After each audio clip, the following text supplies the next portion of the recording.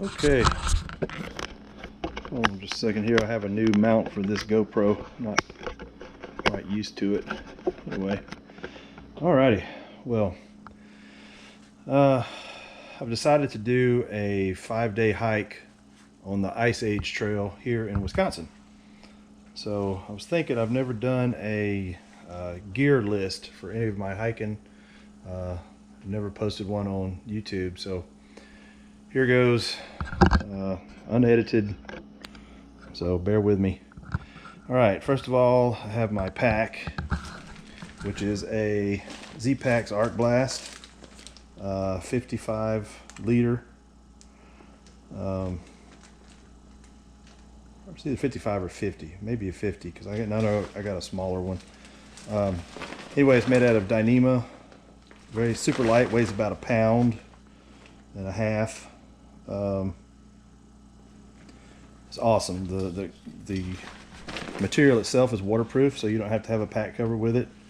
But just in case the material gets a puncture or something, I always put a contractor bag inside of it. It's a very thick bag, so you can just buy a whole roll of them from Home Depot or Lowe's or something. Very cheap. I bought a whole pack last year for our AT hike, and this is the second one. I just replaced this one from the one I used on the AT for 950 miles. I don't think it had any holes in it, but it looked kind of rough, so I just replaced it with another one from the same pack. The pack itself has a little case on the pack strap for carrying my cell phone in there, and some hand sanitizer in the little pocket. On this side is a water bottle holder. I usually carry like a liter bottle of water in there. I don't think I've ever used that front pocket for anything, but anyway, it's also made of Dyneema, very light. Waist belt pockets, same material, pretty large. I usually carry like snacks, my water filter, stuff like that in there. On this side it has a very large mesh pocket. Keep my poop shovel, pee bottle, camp shoes, my tick spray, rain jacket, all in there. And if something happens and say you get wet clothes or whatever from raining, you can stick them in there and they'll dry out eventually. I have a little pad strapped down here. It's made by Thermarest. It's a little square foam rubber pad so you don't have to sit on the wet ground or muddy ground. You fold that out and just sit on it, and it makes logs and rocks more comfortable. All right, now I'm just going to go from what's in the front here. This is the first time I've ever used a bear canister. Normally on the trail I just either sleep with my food or I hang it up in a tree. And last year on the AT I tried a bear pouch, Kevlar bag that was supposed to be bear proof and all this stuff, but I'd hang it, you're supposed to tie it to a tree, but you tie it to a tree, and if it rained that night, that thing would soak with water, and it was super heavy. So I traded it for, I had it right here in front of me. I traded it for a lightweight, just regular ripstop food bag, but it got a hole in it from my spork, and I hate hanging bear bags. So supposedly on the Ice Age Trail there's not that many bears, so I'm gonna use this just to try it out. I may use it forever now, but so far I've got about 5 days worth of food in that little container. The top just unscrews. It has a little, I always put that on my bear bags, and I've never had a bear attack my food or get my food, so I guess it works. I'm gonna keep on doing it.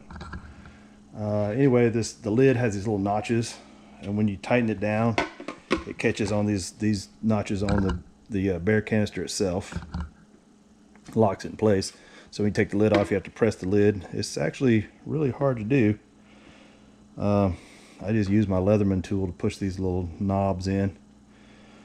But anyway, For food, I usually carry a lot of ramen, but I mix stuff in with it to make it higher calorie.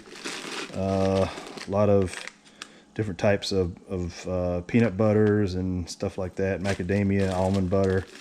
And sometimes I'll buy the Mountain House meals. Like this is a lasagna. And I repack them in freezer bags because of our cook system, which I'll show you in a minute.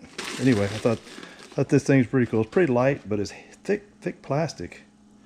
And supposedly it's been tested with grizzly bears and black bears both, and it takes them a long time to get into it. So you take this, you put it so many feet away from your camp and just lay it in the woods, and I guess the bears batted around the woods like a soccer ball.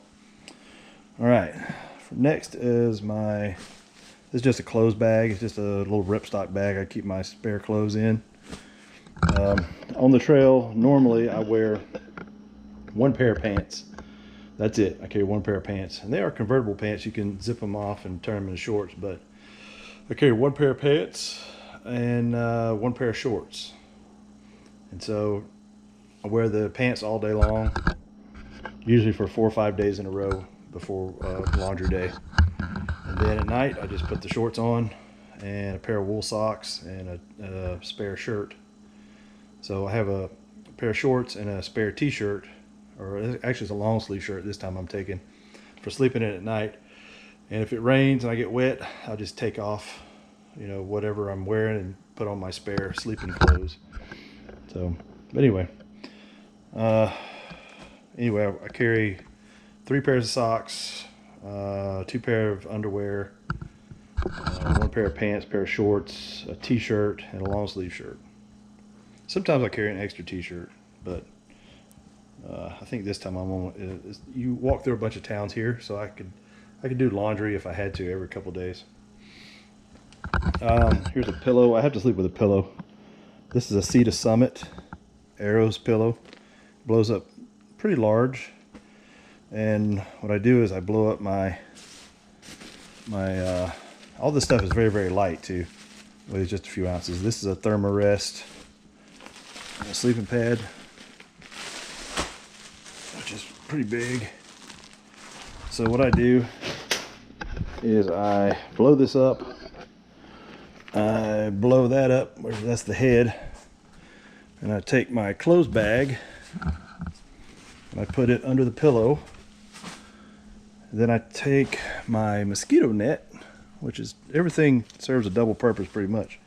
I take my mosquito net and I pull it over the Thermarest pad and over the pillow and the clothes bag, which locks it all into place. And so that your pillow doesn't slide out, because all this stuff is very slippery, very light and slippery. I also have a liner, which is nylon, pretty light. And it zips up, so you can use it as a sheet or you can use it as a sleeping bag.